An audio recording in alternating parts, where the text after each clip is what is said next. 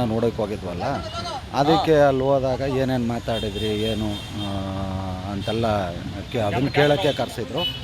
So ಹಂಗಾಗಿ ಅವರು ಏನೇನು ಕೇಳಿದ್ರು, ವಿಚಾರಣೆ ಕರೆದಿದ್ರು, ಅದಕ್ಕೆಲ್ಲ ಉತ್ತರಿಸಿದ್ದೀನಿ ಅಷ್ಟೇ.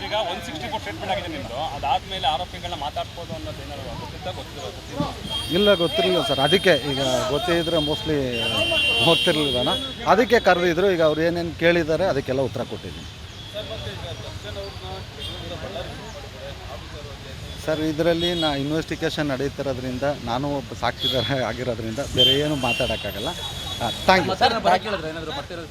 ಇಲ್ಲ ಇಲ್ಲ, ಏನೂ ಹೇಳಿಲ್ಲ. ಕರೆದ್ರೆ ಖಂಡಿತ ಬಂದು ಸಹಕಾರ ಕೊಡ್ತೀನಿ.